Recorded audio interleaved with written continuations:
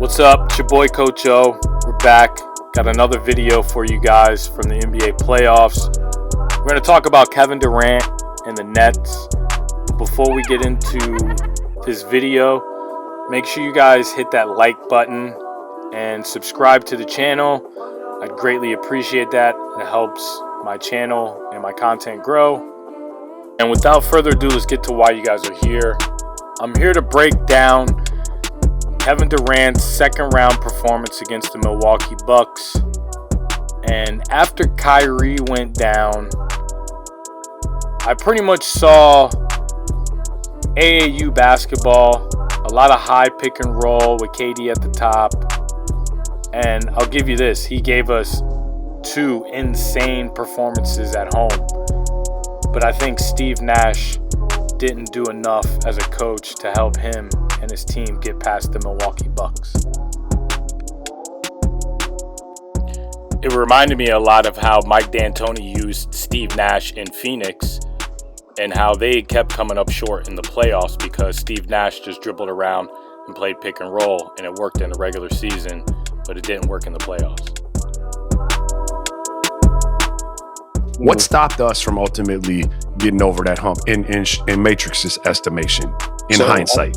I think adjustments, man. I think when you are a team, everybody talking about the adjustments and or what somebody's doing, not doing. Hey, you a coach. You got to make a fucking adjustments, man. Like, it's your duty to go out there and see what they're doing or what the team is not doing. Yeah, don't get me wrong. The players can see it too, but at the same time, the players are only going to do what you tell them to do to a certain degree. Especially if you ain't in the position we played and we was in, we didn't have no say-so on what was going on, really.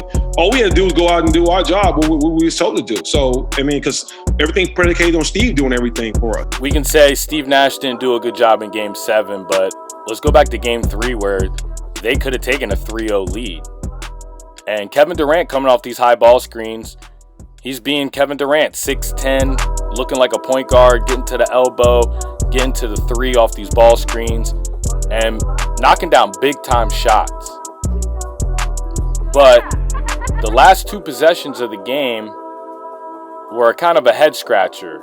Kyrie's coming off this ball screen, and Milwaukee would love to see Bruce Brown shoot that shot. And then the inbound play, I get you're trying to get KD the ball, but look how close he is to the sideline. Even if he catches it, he's not in a good position. And I'm not putting the blame on Steve Nash for Bruce Brown panicking and shooting his shot. I'm saying you could have drawn up a better out-of-bounds play to get KD the ball to win you this game. Kind of like what you did in Game 7 to get him space that ultimately an inch away could have gotten you to the Eastern Conference Finals. Or I watch Monty Williams with the Phoenix Suns and how every time he calls timeout, his teams come out with a play, and a lot of times they score. As soon as Kyrie went down, it looked like AAU basketball, or what Steve Nash is used to, like he did in Phoenix. Just stand up top of the key, 4 out, 1 in, let your best player come off a high ball screen. Fortunately, his best player is Kevin Durant, and he's one of the best players of all time. He can come off these ball screens and turn nothing into something, but in the playoffs, it gets predictable. That's the difference. You know what I'm saying? When you got one guy who gets the ball and he gets to dictate what's going on, who gets it, and all that stuff, no wonder everybody said we was predictable. San Antonio was the first thing that come out their mouth. When you go back and look at the stuff, you know, a lot of the coaches and everybody be like, oh, we knew we were going to beat y'all in the playoff series. Y'all predictable. All y'all did was do 4 out, 1 in. Marv's going to screen roll with Steve until he going to probe until he finds something. And all we going to do is space guard y'all.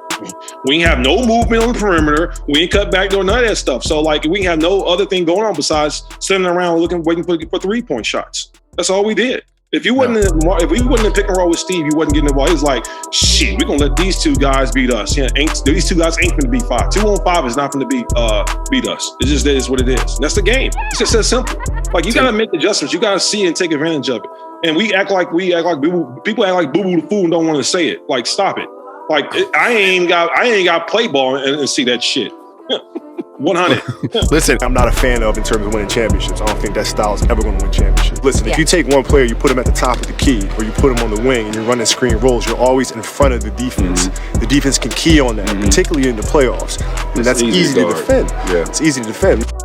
Sean Marion is talking about the 2006-2007 Phoenix Suns, and Kobe is referencing James Harden's success in Houston.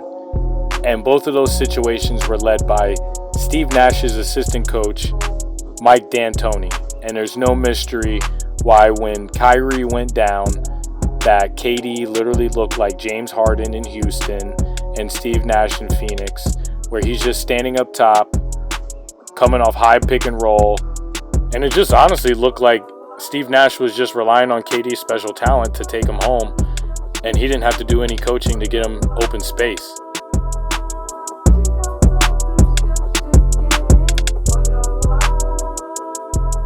When your best player is standing up top, calling for a high ball screen, don't you think that becomes easier to stop?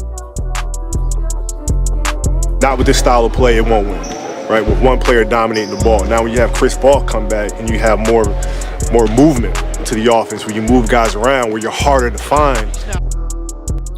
Here are some examples of what Kobe's talking about, where Kevin Durant's off the ball and he comes off handoffs and some screens into space where he can find an open shot. And these are the plays that the Nets clearly have in their playbook, but sometimes it just gets easy when you have a guy like Kevin Durant and you just put him in a high ball screen at the top of the key. But it wasn't just the playoffs. There were times during the regular season that Steve Nash looked like he wasn't ready to coach this team. Like here, he has 2 timeouts. He could have called timeout. Instead, Joe Harris turns it over, and they end up losing this game that they should have won.